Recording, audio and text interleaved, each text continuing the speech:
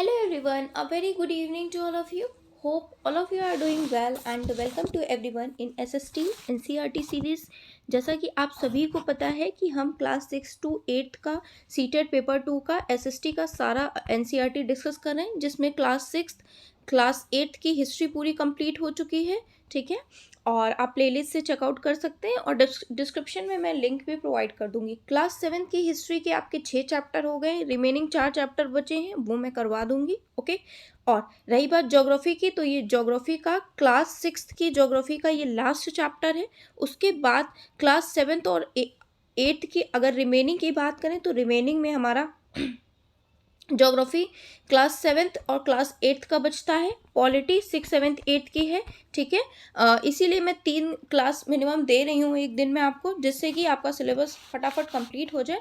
हाँ, बट ये हो रहा है रिस्पॉन्स कि क्लास 3 देने से कि आप लोग देख नहीं पा रहे हो। एक क्लास में देती हूँ तो सब देख लेते हो आराम से, बट 3 क्लासेस की वजह से आप देख नहीं पा रहे हो। तो देखिए, मैं जब रिकॉर्ड कर सकती हूँ 3 क्लास सारी एक्टिविटीज़ के साथ सब कुछ मैनेज करके, तो आपको देखने में क्या इशू है? मतलब आप देखिए तभी तो आपका सिलेबस कंप्लीट होगा। टाइम कम है, मार्क्स भी आपको लाना है, क्लियर भी करना है, तो 3 क्लास आधे आधे घंटे की होती हैं। आप देख लीजिए क्लास, कोई ऐसा इशू थोड़े ना, 10 तारीख तक आराम से कंप्लीट हो जाएगा। आपको तो सिर्फ 1.5 घंटे में 3 क्लास हो जाएंगी। मुझे कितना टाइम लगता है? मुझे 3 से 4 घंटे लग जाते हैं आराम से इन क्लासेस को रिकॉर्ड करने में। ठीक है, तो देखिए और लाइक शेयर भी करिए। चलिए हम अपना चैप्टर पे मूव ऑन करते हैं। ये लास्ट चैप्टर आपका क्लास 6 की ज्योग्राफी का।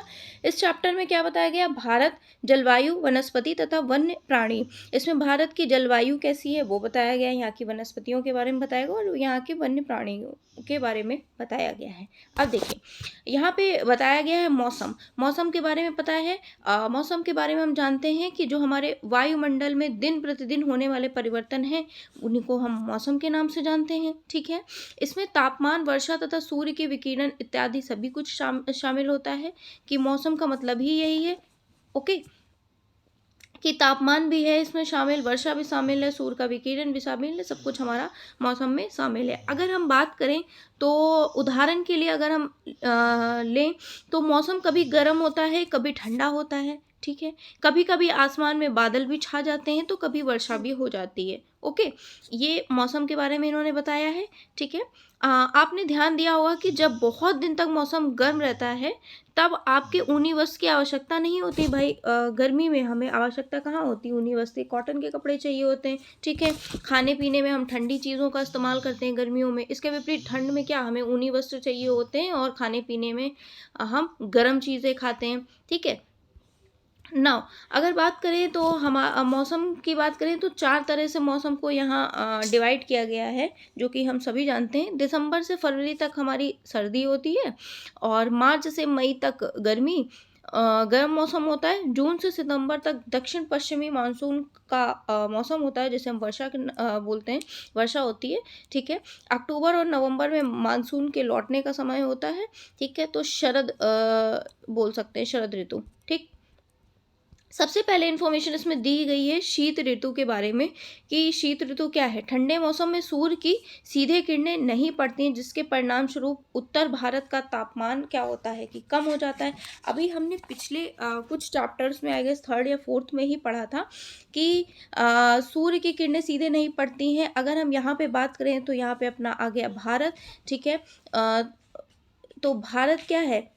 एक सेकेंड, भारत क्या है? आपके भारत यहाँ पे अगर बात कर ले, ठीक है, तो आपका कर्क रेखा है।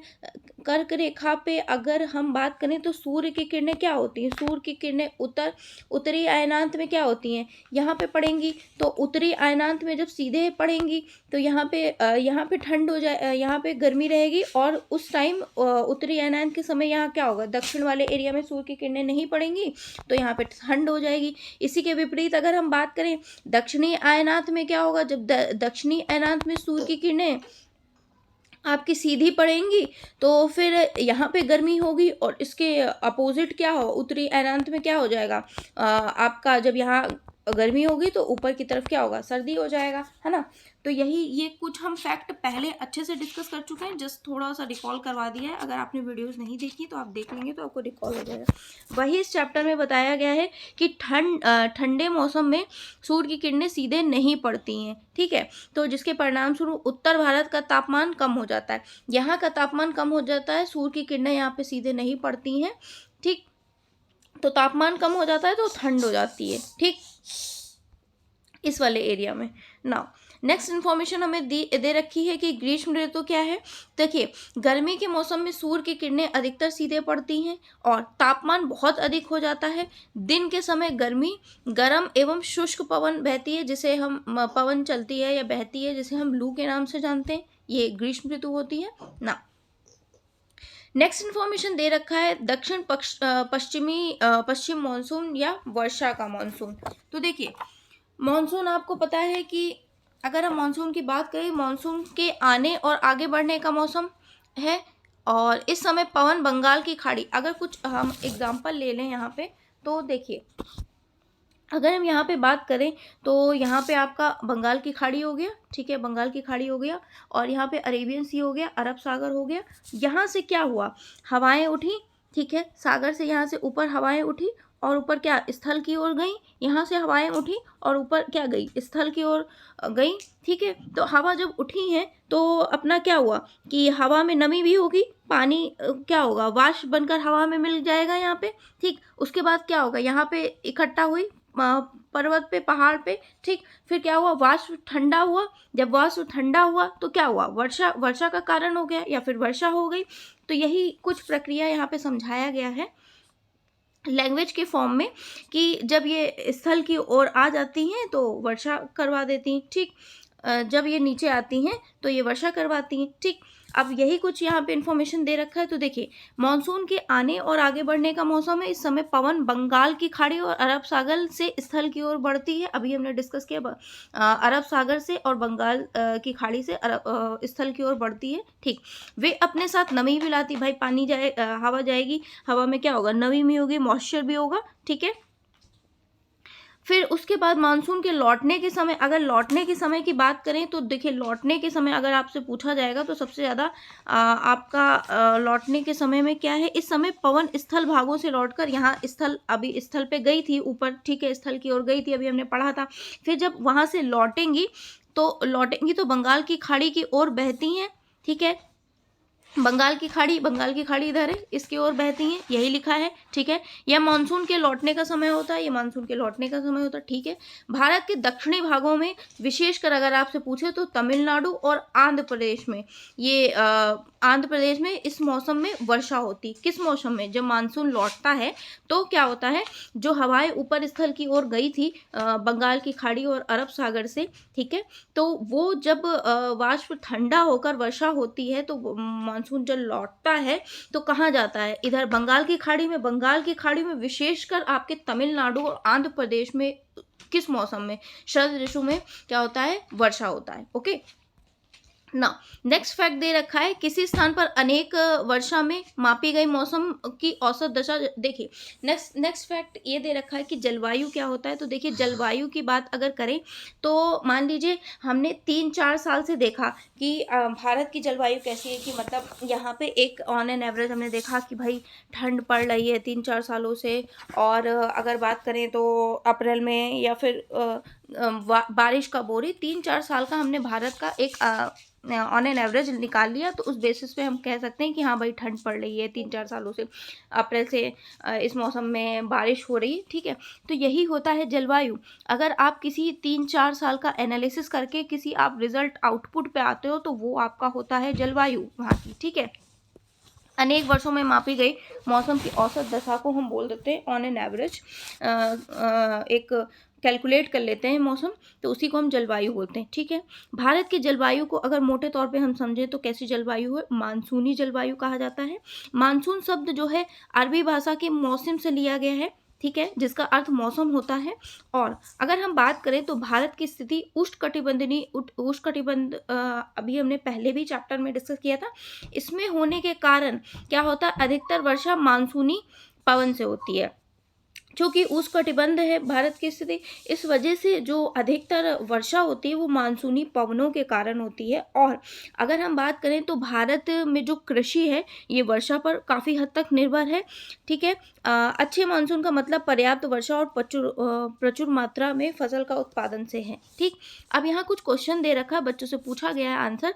तो देखिए, अगर किसी वर्ष अगर वर्षा नहीं होगी, देखिए मानसून पर तो हमारे कृषक निर्भर ही होते हैं, कृषि हमारी निर्भर ही होती है, मगर ऐसा नहीं है कि मान लीजिए वर्षा नहीं होगी तो फिर कृषि नहीं करेंगे। हम किसी अन्य तरीके से पानी की उपलब्धि को पूरा करेंगे, है ना। लेकिन कृषि तो करेंगे ही ना, उत्पादन तो करेंगे ही ना, फसल किसान उगाएगा ही, ठीक है। हाँ, ये बात अलग थी कि पहले मान लीजिए कोई चीज़ ज़्यादा मात्रा में होती है तो उसका अच्छे से ज़्यादा उपयोग होता है, अब कम मात्रा में है तो उस हिसाब से उपयोग होगा, है ना।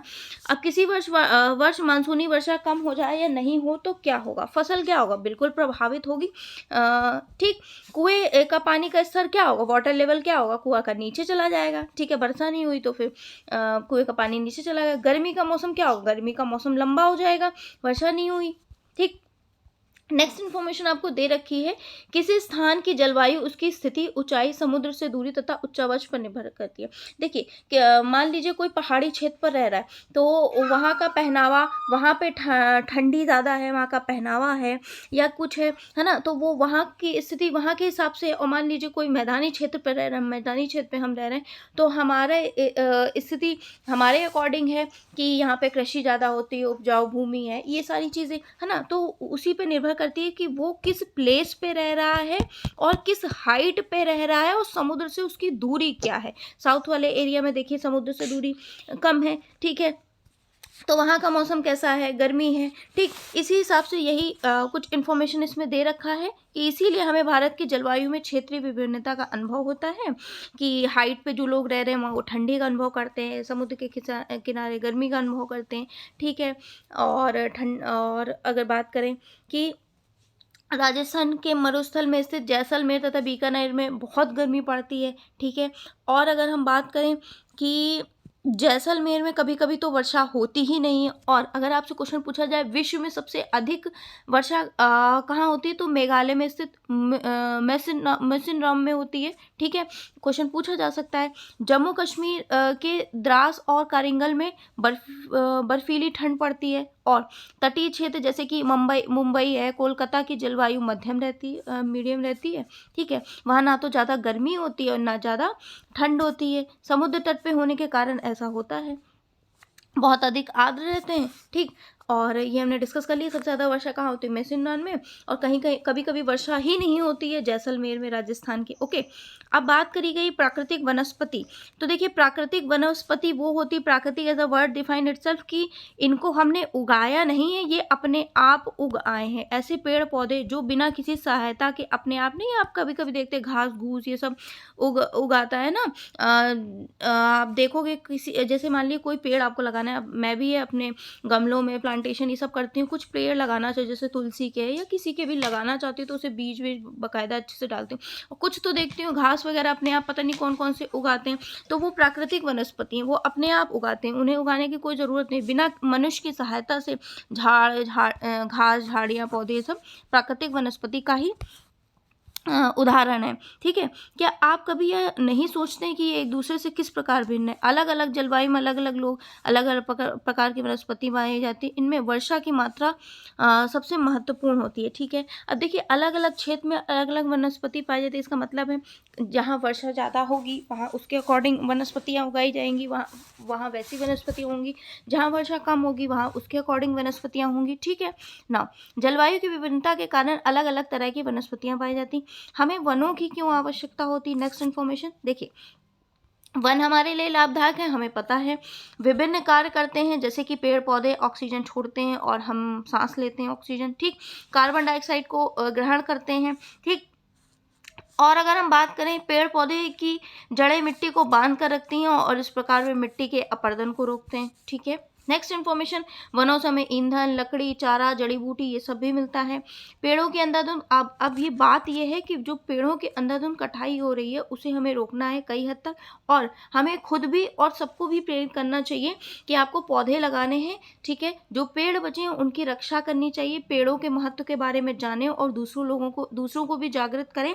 और इसीलिए वन महोत्सव मनाकर अधिक से अधिक लोगों को जानकारी देने का प्रयास किया जाता है। जब तक कि पेड़ सूख ना जाए तब तक कि पेड़ को नहीं काटना चाहिए, ठीक है ना।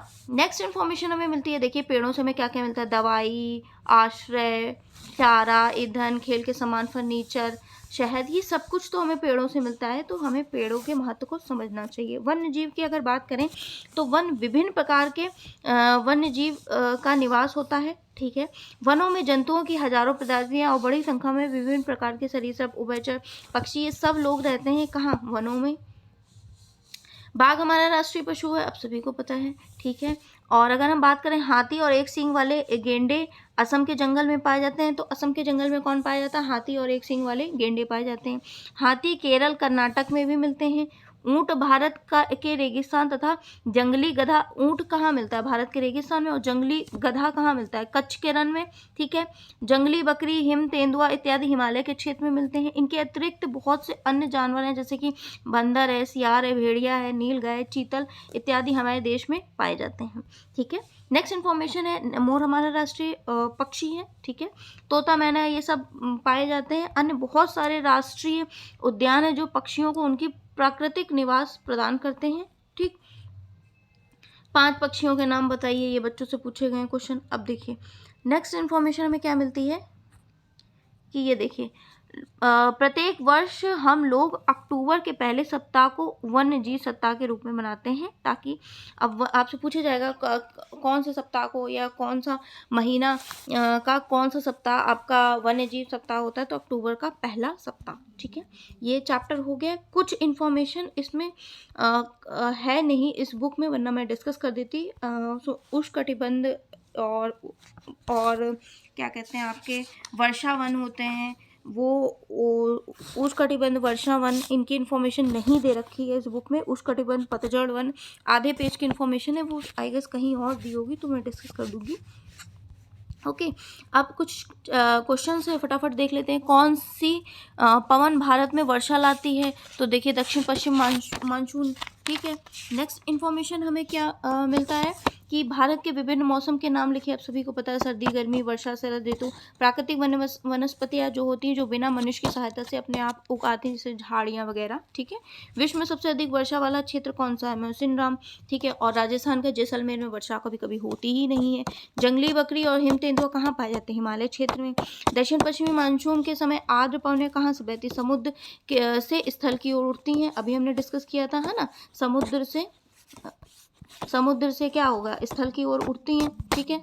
नेक्स्ट इन्फॉर्मेशन है, गर्मी के दिन के समय शुष्क तथा गर्म पवनें चलती हैं, जिन्हें हम लू कहते हैं। आंध्र प्रदेश तथा तमिलनाडु में मानसून के मौसम बहुत अधिक मात्रा में वर्षा होती है। गुजरात में गिर और एशियाई शेरों का निवास होता है, ठीक है।